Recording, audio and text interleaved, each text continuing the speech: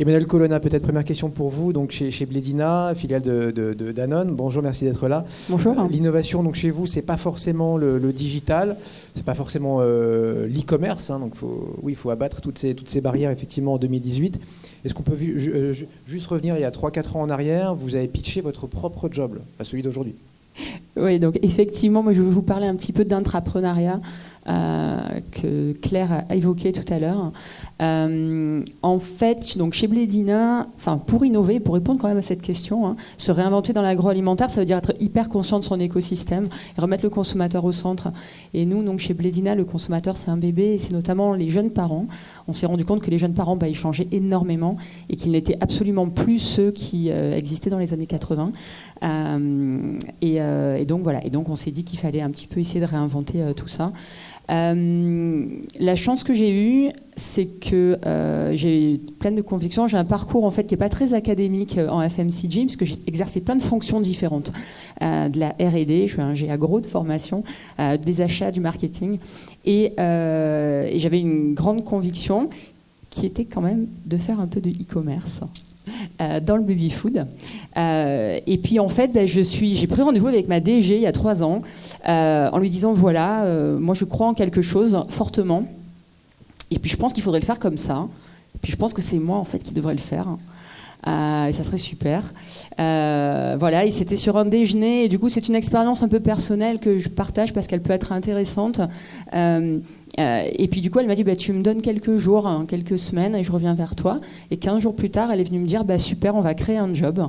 Et on a créé un job d'intrapreneur pour mener en fait à bien un programme de direct to consumer, donc un e-business un peu particulier pour les FMCG. Et voilà, de laisser l'opportunité en fait de croire en l'intelligence collective, hein, et en fait à ce que chaque salarié peut contribuer à créer des choses pour l'entreprise. Voilà. Et suite à ça, on a en plus créé du coup maintenant notre petit incubateur, sorte d'incubateur, en tous les cas espace de réinvention pour Blédina qui s'appelle La Petite Fabrique. 3 personnes dédiées et puis des dizaines d'autres qui gravitent autour. On a à peu près une quarantaine de personnes chez Blédina du coup qui travaillent sur ces projets-là, des projets qui sont un petit peu nouveaux business models. On va tester soit des innovations de rupture produit, soit effectivement, pour nous, le direct to consumer, c'est un nouveau business model, parce que les FMCG, en fait, leurs clients standards sont les distributeurs. Donc dans notre façon de gérer notre PNL, quand on va jusqu'au consommateur final, c'est forcément une évolution pour nous. Donc c'était ça inclut bien ce côté nouveau business model. Et donc voilà, on a à peu près une quarantaine de personnes qui travaillent sur ces projets-là d'intrapreneuriat chez Blédina. Et par rapport à beaucoup de marques, il ne faut pas être schizophrène, c'est-à-dire que vous vendez aux distributeurs. Évidemment, il faut un client final, mais le consommateur, il a 4 mois, 6 mois, 12 mois, donc il faut aussi que ça lui plaise quand même accessoirement. Ça, c'est encore la double effet Kisco, le travail dans le baby-food. C'est qu'effectivement, nous, c'est des petits bébés, nos consommateurs finaux, mais qu'en fait, c'est aux jeunes parents qu'il faut s'adresser. Donc voilà, c'est effectivement quelque chose qui est intéressant parce qu'on fait des études à la fois en immersion consommateur dans la vie des jeunes parents, et à la fois, tout ce que notre recherche et notre développement de travail, c'est vraiment avec des bébés qui font réagir ses propres bébés et voir comment en fait ils réagissent, comment ils gagnent en apprentissage. Donc c'est effectivement un peu un double job.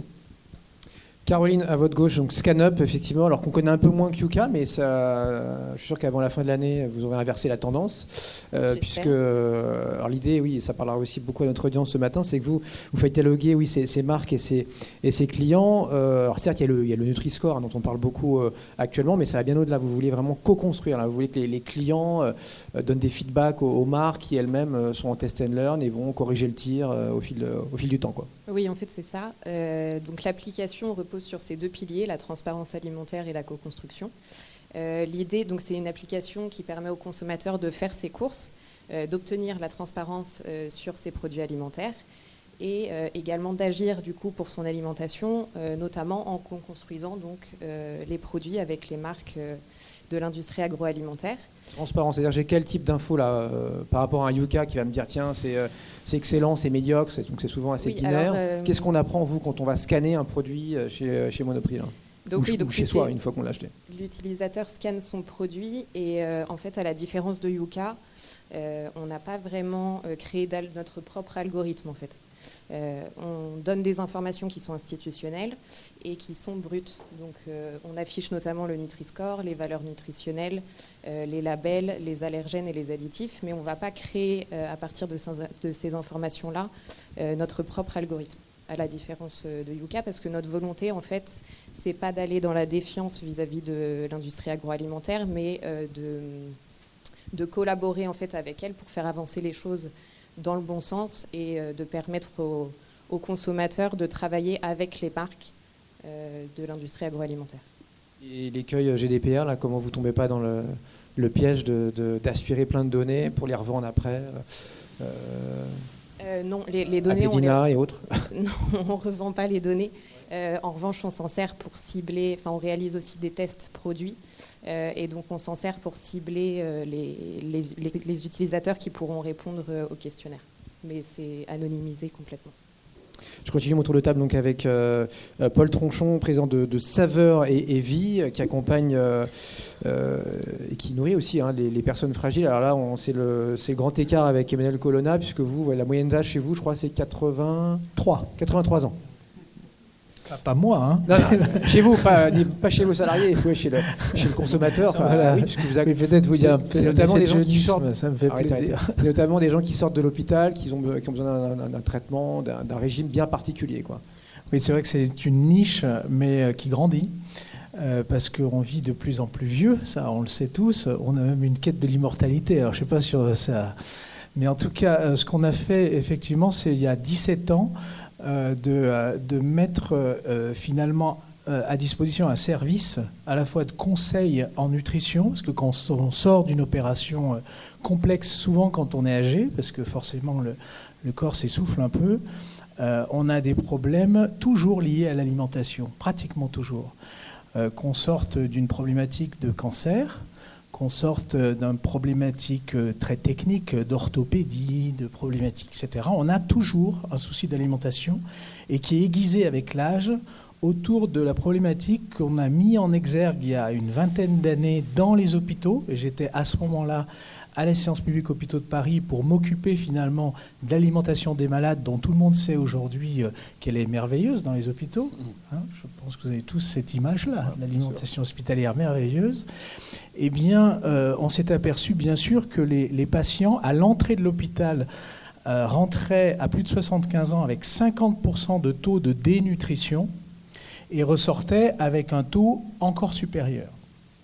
Donc du coup, en dehors de dire qu'on ne fait pas bien à l'intérieur, la problématique de l'alimentation du patient, c'est une problématique qui se traite à domicile. Pourquoi ? Parce que le problème vient avant, bien évidemment, et puis bien sûr, il vient dans la rééducation nutritionnelle. La rééducation nutritionnelle, elle se fait avec du temps. Elle ne se fait pas dans des passages courts. Et aujourd'hui, nous, on essaye de progresser beaucoup avec une mutation des systèmes de santé qui sont le virage ambulatoire, on en parle beaucoup. On parle aujourd'hui, par exemple, en chirurgie, il y a 10 ans, on a à peu près 10%, 10-15% des opérations qui se faisaient en ambulatoire sur la journée.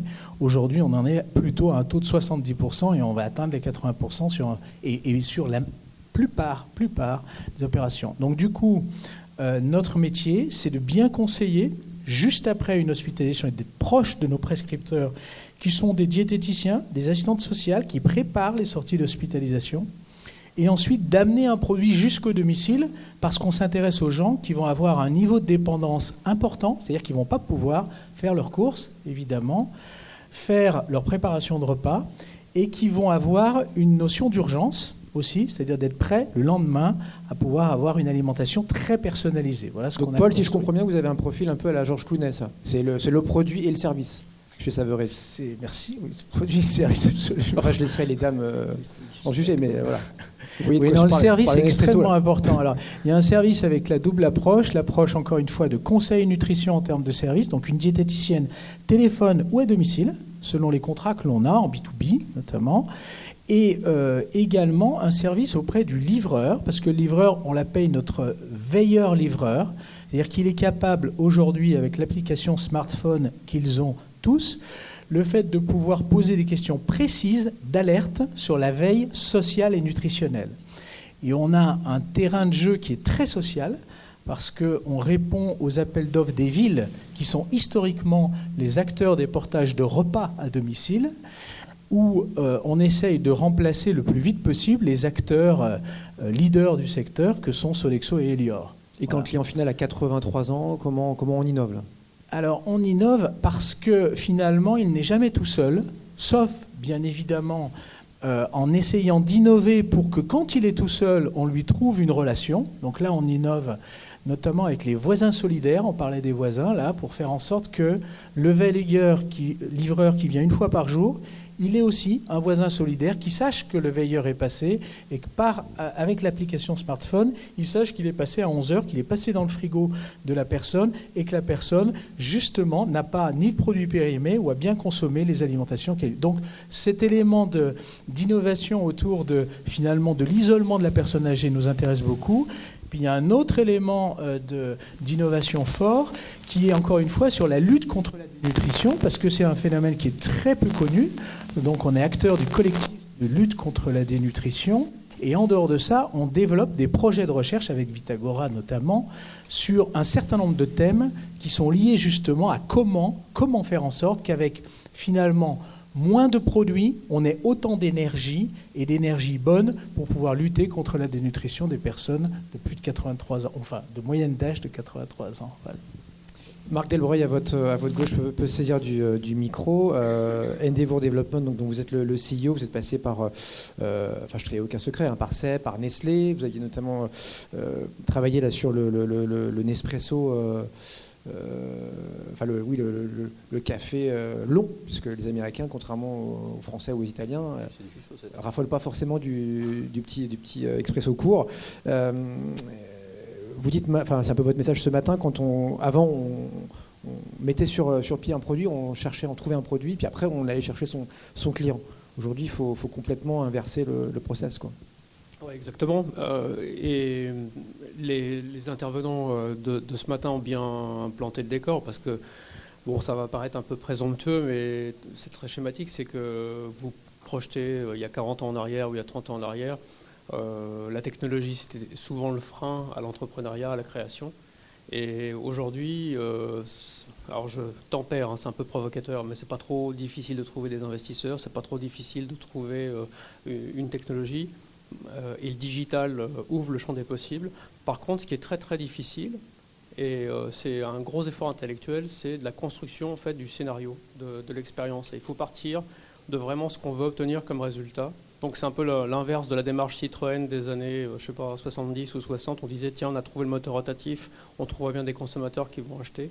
Là, c'est plutôt quel serait définir les territoires d'opportunité et puis de remonter la montagne, de faire du reverse engineering pour trouver quelle technologie il faut mettre à bout, quel écosystème digital il faut mettre, quel modèle économique ou modèle d'affaires il faut construire pour être succès. Donc c'est une espèce d'itération entre le haut et le bas. Et le nouveau système Nespresso qui a été lancé l'année dernière, je crois, en France, est le résultat de cette démarche, puisque on se dit le café, l'excellent café n'est pas seulement disponible que sous format d'expresso. Il y en a qui le boivent long, court, americano, etc. Donc l'idée c'était de se dire quel est le champ des possibles pour de l'excellent café. Qu'est-ce qu'on va obtenir comme résultat? Donc on est parti de définir les recettes. Bon, bien entendu, c'était la résultante des tendances, la résultante de tout un travail sur les produits, des analyses sémiologiques, etc. Et après, on a trouvé la technologie qui permettait de délivrer les produits. Et ça a permis, en plus, de formaliser des cafés qui n'existent nulle part ailleurs, puisque c'est la première fois où on est capable de servir des longs cafés avec de la créma. Et vous versez la grosse capsule Nespresso dans un verre transparent, et vous verrez que vous avez pratiquement 50% de créma pour 50% de liquide. Merci. Donc c'est une nouvelle. Non seulement on a répondu à une tendance, on a répondu au Coffee Geeks, mais on a répondu aussi à une nouvelle expérience. Et ça a relancé les ventes, enfin ça a boosté, j'imagine, la croissance sur un marché américain. Ça a permis surtout à Nespresso de croître dans des zones où le format espresso était très contraignant. Et puis là-bas, ils n'ont pas attendu Nespresso pour avoir les acteurs. C'est pour ça qu'il a été lancé. Il a été lancé en Amérique du Nord en premier. À votre gauche, c'est François Satin, donc de Servair, qui est avec nous aussi pour achever cette matinée, responsable des ventes agroalimentaires, qui est un nouveau marché chez Servair, parce que 90% du business, ça reste le bon vieux plateau repas. Avec des coups de il n'est pas vieux, il est pas vieux, il peut être très neuf. Vieux, non, il est frais, mais je veux dire qu'on va trouver sur la classe éco jusqu'en business, pour les compagnies aériennes, évidemment. Donc on l'a tous goûté au moins une fois dans sa vie. Et vous, effectivement, vous êtes, François, sur le hors aérien. Vous n'êtes pas tout seul, évidemment, chez Servair. Je disais, c'est déjà 10% du chiffre d'affaires, avec des nouveaux clients là, et des demandes parfois très précises, quoi. Alors, on oublie le plateau repas, ça peut être un ingrédient, un dessert, je veux telle quantité. Effectivement, on est confronté à un autre type de marché, à des gens qui effectivement viennent nous voir parce qu'on est un faiseur, un fabricant.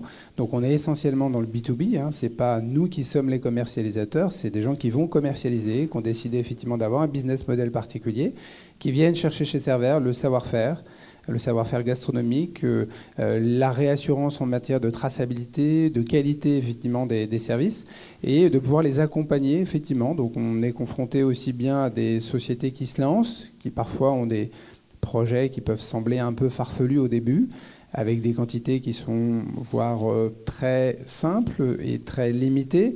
Donc tout le sujet, c'est justement de pouvoir aussi accompagner et de mieux connaître l'environnement des startups, pour se dire, ça a l'air de tenir à peu près la route, on va peut-être y consacrer un peu de temps, et puis on va tester, on va voir ce que ça fait. Et puis on a effectivement des sociétés qui se montent et qui fonctionnent et qu'on sert effectivement régulièrement. Donc on appelle Servair, moi je suis une petite start-up, je ne sais rien, à Montmartre, je vous commande 400 moelleux au chocolat, vous allez me dire non là franchement 400 je peux pas. Ça dépend des cas. Donc on a eu le cas il n'y a pas très longtemps, quelqu'un qui a su que j'intervenais aujourd'hui et qui m'a contacté la semaine dernière en disant tiens, il paraît que vous faites ce genre de choses. Voilà, je vous décris mon projet. Et est-ce que vous pensez qu'effectivement ce serait quelque chose que vous pouvez faire? Je lui ai dit oui, effectivement, sur l'aspect technique, sur le savoir-faire, on va savoir faire. Maintenant, vous me dites, vous en voulez 50 unités d'une seule recette et ce sera peut-être qu'une seule fois par semaine. Je lui dis allez plus loin dans votre modèle, essayez d'avancer un peu. Et puis quand vous serez un peu plus gros, oui, effectivement, on va en reparler parce que, évidemment, nous, on est dans une grande entreprise. On peut être ouvert effectivement à ces nouveaux modèles. Maintenant, il y a une limite qui est celle du temps qu'on va passer et de l'opportunité réelle en termes de chiffre d'affaires derrière. C'est-à-dire qu'évidemment, il faut que ça soit donnant-donnant. Si on part sur du développement, si on part du travail, faut que ce travail soit rémunéré d'un certain côté. Donc, soit on va se rémunérer parce qu'on va faire effectivement un chiffre d'affaires qui est suffisamment conséquent et qui va pouvoir couvrir l'ensemble des coûts qu'on a engagés, soit on va co-construire les choses et demander effectivement à la société de participer aussi aux efforts qui sont ceux, non pas d'intégration, mais qui sont ceux des fois de développement, parce qu'ils peuvent être à un stade de développement qui est trop faible et ils n'ont pas forcément toutes les ficelles du métier. Voilà, j'ai encore été surpris il y a quelques mois de personnes qui me contactaient et qui me disent tel type de choses. Je dis mais et la DLC, vous en avez pensé quoi et comment vous voyez les choses? Ah, la DLC, oui, c'est pas bête. Ah, d'accord. Vous voulez dire qu'il y a des entrepreneurs, là, encore en mi-2018, qui se lancent dans la food tech sans rien y connaître, quoi. Alors qu'il y en a déjà des dizaines en France qui se Clairement, sont... oui, tout à fait. C'est pas un exemple inventé, c'est une réalité et c'était en décembre dernier. D'accord. Et au-delà donc de cet exemple qui est ce qu'il est, votre collaboration avec les startups, comment vous la qualifieriez là Aujourd'hui, c'est une évolution importante effectivement pour Servair, parce qu'en tant que grand groupe, comme vous l'avez signifié, effectivement, on est sur différents marchés, mais le plus gros, c'est la restauration aérienne. On est présent aussi dans le retail, mais plutôt en Afrique et dans les dom-toms. Donc on a aussi quand même cette habitude du consommateur final. Mais là, on est effectivement dans une situation où des sociétés veulent commercialiser et viennent chercher chez nous un vrai savoir-faire. Et ces sociétés, c'est plutôt des gens qui sont dans ce qu'on va dire plutôt la food delivery, qui sont soit des entreprises qui sont des restaurants virtuels ou des sociétés de cette nature, qui viennent chercher chez nous un élément. Sophie Reboul parlait tout à l'heure effectivement de cette notion de product as a service. En fait, leur production, c'est l'offre qu'elles font aux consommateurs, mais elles ne produisent rien.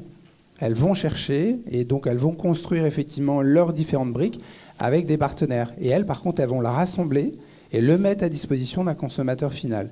Et ça, effectivement, c'est une vraie nouveauté.